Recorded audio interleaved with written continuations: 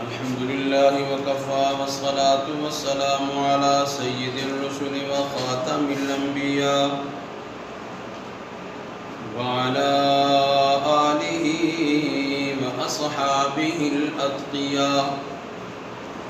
ونشهد أن لا إله إلا الله وحده لا شريك له ولا نظير له ولا معين له ولا ند له ولا ضد له ولا مد له ونشهد أن سيدنا وسندنا وحبيب ربنا وطبيبنا وطبيب قلوبنا وإمامنا وإمام الأنبياء والمرسلين محمدًا عبده ورسوله أما بعد فأعوذ بالله من الشيطان الرجيم بسم الله الرحمن الرحيم يا أيها الذين آمنوا اتقوا الله وقولوا قولا سديدا يصلح لكم أعمالكم ويغفر لكم ذنوبكم ومن يطع الله ورسوله فقد فاز فوزا عظيما وقال الله تبارك وتعالى في مقام آخر لعنة الله على الكاذبين قال رسول الله صلى الله عليه وسلم إن الصدق ينجي والكذب يهلك وقال النبي صلى الله عليه وسلم إياكم والكذب إن الكذب يهدي إلى الفجور إن الفجور يهدي إلى النار أو كما قال عليه الصلاة والسلام آمنت بالله صدق الله العظيم وصدق رسوله النبي الكريم ونحن على ذلك لمن الشاهدين والشاكرين والحمد لله رب العالمين اللهم صل على سيدنا ومولانا محمد وعلى آل سيدنا ومولانا محمد وبارك وسلم وصل عليه یا الہی جب تک میرے جسم میں جان رہے میری تمنا ہے کہ میرے لب پہ تیرا قرآن رہے یا الہی تعلیم قرآن عام کر دے ہر پرچم سے اونچا پرچم اسلام کر دے یا رب صلی وسلم دائما ابدا علی حبیبک خیر الخلق کلہم رب اشرح لی صدری ویسر لی امری واحلل عقدۃ من لسانی یفقهوا قولی میرے انتہائی واجب الاحترام معزز و مکرم محترم سامعین گرامی قدر حضرات ہماری گزشتہ مجلس کے اندر بات ہوئی تھی سچ کے حوالے سے کہ سچ کے فائدے کتنے ہیں سچائی کی اہمیت کیا ہے سچائی میں نجات ہے اور سچ ہی وہ چیز ہے جو انسان کو دنیا اور آخرت میں کامیابی کا ذریعہ بنتی ہے آج کی ہماری اس مجلس کے اندر بات ہوگی جھوٹ کے حوالے سے کہ جھوٹ کے نقصانات کتنے ہیں اور جھوٹ انسان کو کہاں لا کر کھڑا کر دیتا ہے، کہ جھوٹ ایک ایسی چیز ہے کہ انسان کو جس کی وجہ سے شرمندگی اٹھانی پڑتی ہے، اور جھوٹ ہی کی وجہ سے انسان تباہ و برباد ہوتا ہے، اور جھوٹ ہی کی وجہ سے انسان اپنے خدا اور اس کے رسول سے دور ہوتا ہے۔ دنیا کا کوئی مذہب، کوئی علاقہ، کوئی قوم ایسی نہیں جو جھوٹ کو پسند کرتی ہے۔ پوری دنیا کے اندر کوئی ایسا نہیں۔ لوگ اگرچہ جھوٹ بولتے ہیں، بہت بولا جا رہا ہے، اس وقت جھوٹ بولا جا رہا ہے، جھوٹ پہ عمل کیا جا رہا ہے، کردار جھوٹا، قول جھوٹا، عقیدہ جھوٹا، نظریہ جھوٹا، باتیں جھوٹی، معاملات جھوٹے، ساری چیزیں ہیں، لیکن بحیثیت مذہب دنیا کے اندر کوئی ایسا مذہب نہیں ہے جو جھوٹ کو پسند کرتا ہے، جو جھوٹ کی اجازت دیتا ہے۔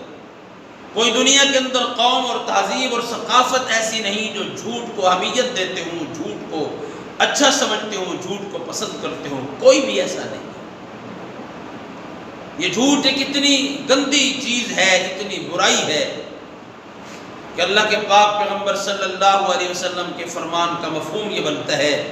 کہ تمام برائیوں کی جڑ جھوٹ ہے، تمام گناہوں کی بنیاد جھوٹ ہے۔ اگر آپ جھوٹ چھوڑ دیں تو ساری کی ساری برائیاں خود بخود ختم ہو جائیں۔ آج ہمارے معاشرے کو جھوٹ نے تباہ کر دیا ہے۔ آج ہمارے معاشرے کو جھوٹ نے برباد کر دیا ہے۔ باپ بیٹے سے جھوٹ بولتا ہے، بیٹا باپ سے جھوٹ بولتا ہے، ماں بیٹی سے جھوٹ بولتی ہے، بیٹی ماں سے جھوٹ بولتی ہے، بھائی بھائی سے جھوٹ بولتا ہے، بہن بہن سے جھوٹ بولتی ہے، ایک دوسرا دوست سے جھوٹ بول رہا ہے، ایک دوسرے سے اتنا جھوٹ بولا جا رہا ہے کہ کوئی کسی پر اعتماد کرنے کو تیار ہی نہیں ہے۔ ہمارے معاشرے کے اندر جھوٹ اتنا رچ بس چکا ہے، کہیں جان بوجھ کر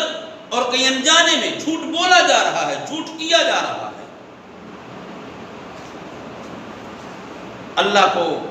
جھوٹ پسند نہیں ہے، اس لیے کہ اللہ خود بھی سچا، اللہ کا نبی بھی سچا، اللہ کا دین بھی سچا، اللہ کا قرآن بھی سچا۔ قرآن کے اندر واضح اعلان فرمایا،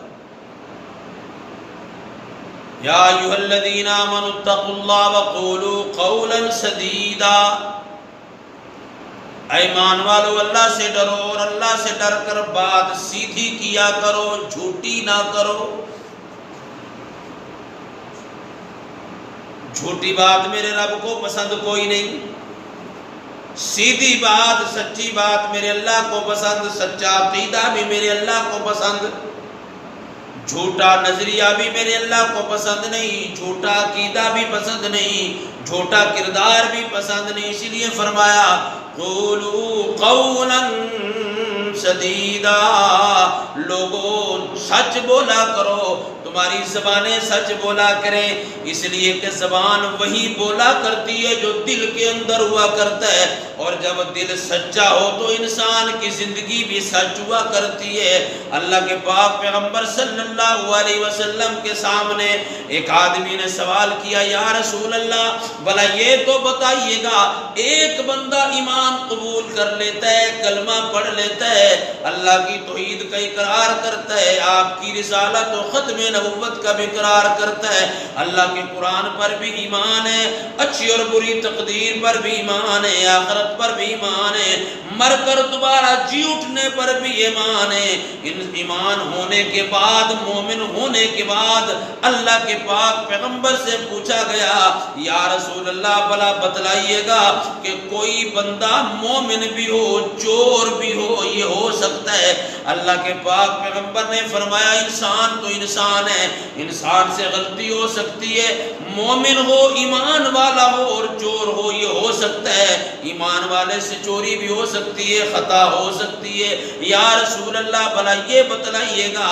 مومن ہو، کلمہ گو ہو، ایمان والا ہو اور شراب پیتا ہو، شرابی ہو، یہ ممکن ہے؟ اللہ کے پاک پیغمبر نے فرمایا ہاں یہ بھی ہو سکتا ہے، ایمان والا ہو اور شرابی ہو، ایمان والا ہو اور شراب پیے، بھول کر پیے، ایمان والا ہو غلطی پر ہو شراب پیتا ہو، یہ بھی ہو سکتا ہے۔ یا رسول اللہ ایک مومن ہے ایمان والا اور زانی اور بد کردار ہو سکتا ہے؟ میرے نبی نے فرمایا ہاں یہ بھی ہو سکتا ہے، یہ بھی کوئی بعید بات نہیں۔ ایمان والا ہو اور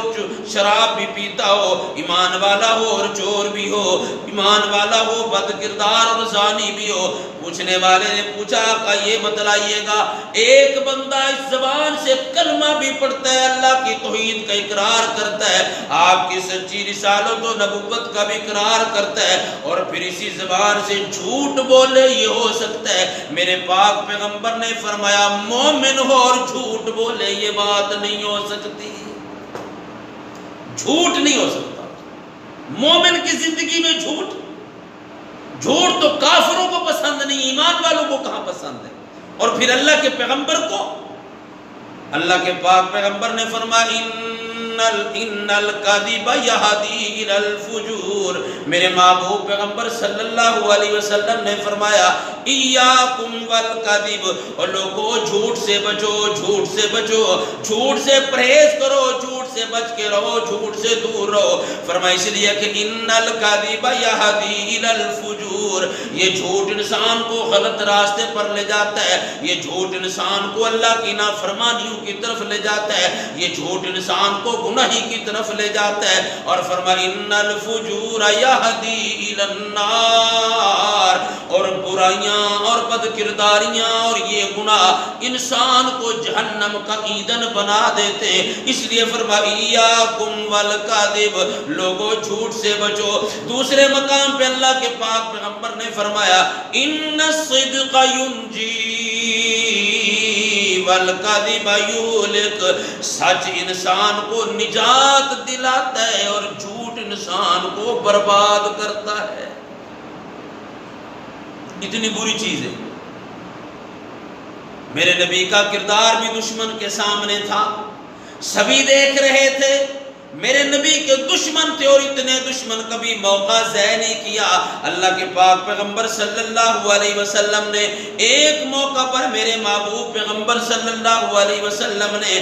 دنیا کے بادشاہوں کو خطوط لکھے، اسلام کی دعوت دی۔ ایک خط روم کے بادشاہ کے پاس بھی پہنچا جو کہ عیسائی مذہب سے تعلق رکھتا تھا۔ ادھر بادشاہ کے پاس خط پہنچا تو خط پڑھ کے اس نے کہا اپنے قاصدوں کو، اپنے نمائندوں کو کہا ذرا تلاش کرو کوئی مکے کا قافلہ تجارت کے لیے آیا ہو تو ان کو میرے پاس بلاؤ اور میں ان سے ملنا چاہتا ہوں، میں ذرا ان سے حال وال کرنا چاہتا ہوں۔ قافلے کا پتہ کیا تو حضرت ابو سفیان اس وقت تک کلمہ پڑھ کے مسلمان نہیں ہوئے تھے، حضرت نہیں بنے تھے۔ حضرت ابو سفیان کو پیش کیا گیا۔ حضرت ابو سفیان پوچھتے ہیں شاہ روم ہرقل مجھ سے سوالات کرتا رہا، ایک موقع ایسا بھی آیا میرا جی چاہا کہ میں جھوٹ بول دوں، لیکن پھر مجھے یاد آ گیا میرے ساتھی میرے ساتھ بیٹھے ہیں، انہوں نے میرا جھوٹ پکڑ لیا تو پھر یہ جا کر دنیا کو بتائیں گے ابو سفیان جھوٹ بھی بولا کرتا ہے۔ میرے پیغمبر کے بارے میں مختلف سوالات کیے گئے، ابو سفیان فرماتے میں نے ہر سوال کا جواب دیا تو آخر میں شاہ روم کہنے لگا یہ ساری نشانیاں نبی والی ہیں۔ اس لیے کسی نے کہا اپنے ہی نہیں جو نبیوں کے سردار کی باتیں کرتے ہیں، اپنے ہی نہیں جو نبیوں کے سردار کی باتیں کرتے ہیں، دشمن بھی میرے آقا کے کردار کی باتیں کرتے ہیں، کردار کی باتیں کرتے ہیں۔ اتنا سچا کردار میرے نبی کا دشمن بھی اقرار کرتے ہیں۔ اس لیے کسی نے کہا والشمس کہیں واللیل کہیں والفجر کہیں پہ فرما کر، والشمس کہیں واللیل کہیں والفجر کہیں پہ فرما کر، قرآن میں رب تعالیٰ بھی خود یار کی باتیں کرتے ہیں، دشمن بھی میرے آقا کے کردار کی باتیں کرتے ہیں۔ اس لیے لیے میرے دوستو کردار ایسا ہونا چاہیے کہ اللہ کے پیغمبر کا امتی بن کر دکھاؤ کہ جس طرح میرا نبی سچا، میرے نبی کی سیرت سچی، میرے نبی کا کردار سچا، امتی بھی ویسا ہی سچا ہونا چاہیے۔ ہم آزاد نہیں ہیں، ہم مسلمان ہیں، کلمہ گو ہیں، ہم آزاد نہیں ہیں، بلکہ فرمایا ما یلفظ من قول الا لدیہ رقیب عتید۔ اللہ فرماتے ہیں مومن آدمی، اللہ فرماتے ہیں جب بھی کوئی بندہ اپنی زبان سے کوئی جملہ نکالتا ہے تو اس کا جملہ میرے کرامن کاتبین ان کو اپنی کتابوں کے اندر لکھ کے محفوظ کر لیتے ہیں۔ آج یہ کتابوں کے اندر اس کے جملے محفوظ کیے جا رہے ہیں، آج اس کو پتہ کوئی نہیں، جب قیامت کا دن ہوگا، قیامت کی صبح ہوگی، جب اس کا نامہ اعمال کھل کے اس کے سامنے آئے گا، ساری باتیں اس کے سامنے رکھی جائیں گی، جب یہ سارا نامہ اعمال کھل کے سامنے آئے گا، اللہ کا قرآن کہتا ہے اس دن وَيَقُولُونَ يَا وَيْلَتَنَا مَا لِهَذَا الْكِتَابِ لَا يُغَادِرُ صَغِيرَةً وَلَا كَبِيرَةً إِلَّا أَحْصَاهَا وَوَجَدُوا مَا عَمِلُوا حَاضِرًا۔ میں جو کچھ بھی دنیا میں کرتا رہا، چھوٹا عمل کیا یا بڑا کیا، میں نے زبان سے کچھ کہا یا میں نے عمل کر کے دکھایا، میں نے آنکھ سے اشارہ، جو کچھ بھی کیا سارا کا سارا میرا کیا در آج کتاب کے اندر موجود ہے۔ آج اس کتاب کے اندر ہر چیز موجود ہے، اس لیے بندے کو بے فکر ہو کر زندگی بسر نہیں کرنی چاہیے، بلکہ اللہ پر نظر رکھنی چاہیے، اللہ کا ڈر دل میں رکھ کر جھوٹ سے بچنا چاہیے۔ اسی لیے کسی نے کہا تیرے موڈیاں تے بیٹھنے تو بندے خدا، نوٹ کر دینے تیری ایک ایک ادا، سوچ سمجھ کے بندیا تو ڈیری لکھا، جیڑی قیامت نو رب دینی ہے دکھا، ایویں مفت چ نہ عاشق نبی دا صدا، پہلے صورت و سیرت نبی والی بنا۔